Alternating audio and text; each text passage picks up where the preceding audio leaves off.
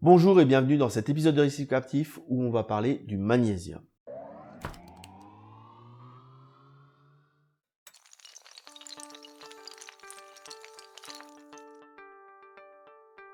Le magnésium, c'est un ion essentiel dans nos aquariums récifaux. Ça, là, déjà, je vous apprends rien, j'espère. Il y a des gens qui le négligent. À mon sens, c'est une erreur, sauf si vous faites uniquement des coraux mous ou bien du fish only. Et là, je comprends tout à fait que ça vous intéresse pas tellement. Parce que ces coraux, ce magnésium, il est utilisé dans la constitution du squelette de nos coraux durs. Alors, bien sûr, on va me dire oui, mais les coraux durs, ils sont constitués de carbonate de calcium. Et c'est vrai. C'est principalement du carbonate de calcium qui constitue la plus grosse partie du squelette. Mais il y a aussi du magnésium à l'intérieur. L'important dans cette histoire, c'est que vous, en tant que récifaliste, vous fassiez en sorte que le magnésium soit biodisponible. C'est-à-dire que, en plus d'être présent dans l'eau, il soit utilisable biologiquement par les coraux.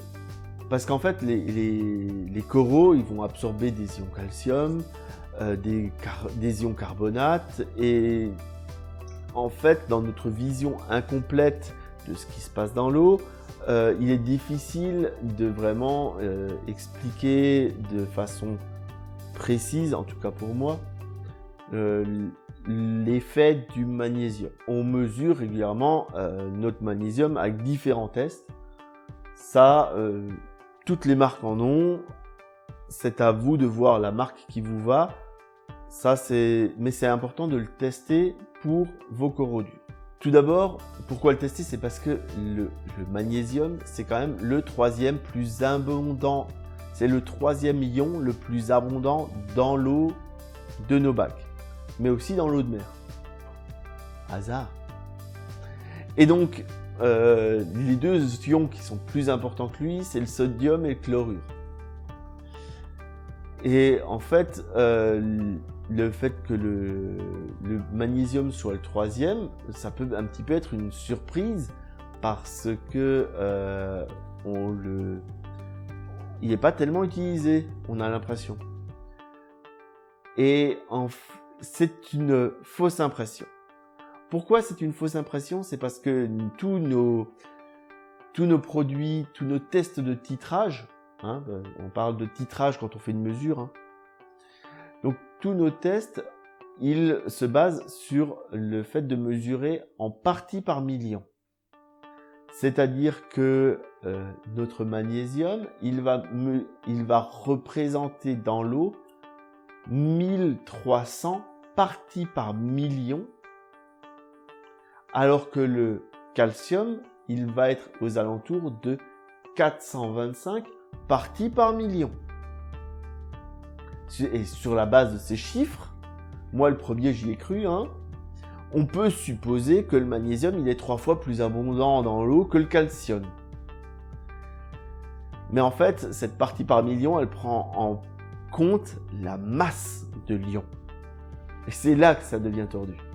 Les ions calcium sont significativement plus lourds que les ions magnésium. Une fois que vous prenez en compte la différence de masse, en fait, il y a 5 fois plus de calcium disponible dans l'eau que de magnésium. Autant dire que le calcium, il est vraiment beaucoup plus abondant. Les ions calcium et les ions magnésium, ils portent tous les deux des charges positives, ce qui fait qu'ils vont se comporter d'une façon très similaire. Et tous les deux sont utilisés par nos coraux durs dans nos aquariums.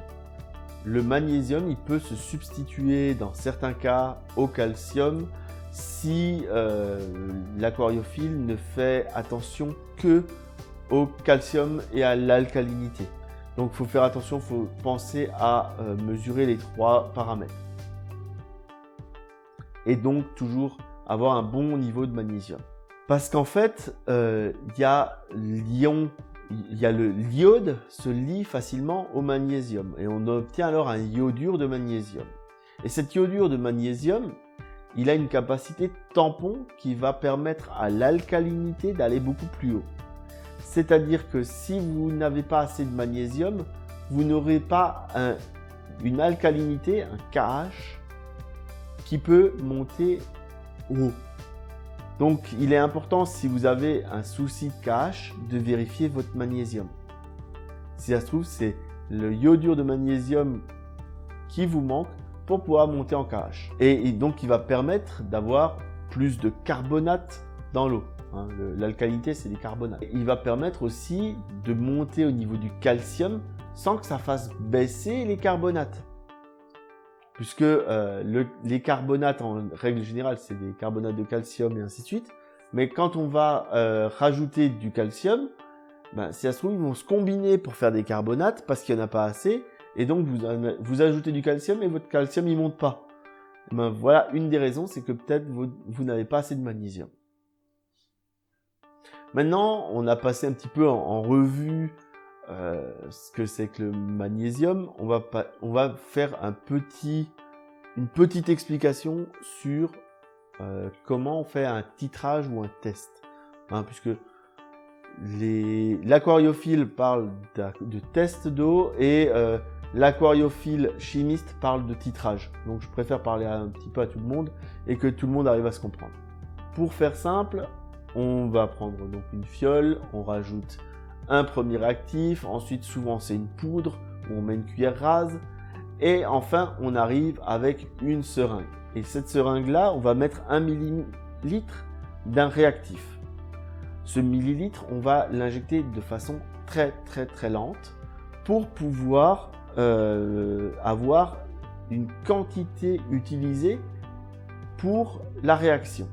Donc on va tout doucement venir mélanger et venir chercher et avoir le bon changement de couleur. Il est important d'avoir un changement de couleur franc. Hein, avoir un changement de couleur à peu près, on n'est déjà pas à la bonne, au bon titre, à la bonne mesure.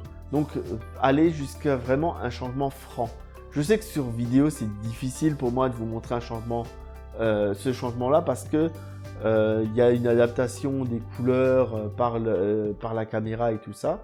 Donc ne tenez pas compte vraiment de ce que vous voyez à l'écran quand je fais des tests d'un test, parce que je fais pas non plus comment dire, de colorimétrie sur ce genre de choses et je me base sur les réglages standards de ma caméra. Voilà, bon, c'est tout pour cet épisode sur le magnésium qui à mon sens fait partie de la sainte trinité des tests à faire en aquariophilie récifale, hein, avec calcium, magnésium, alcalinité.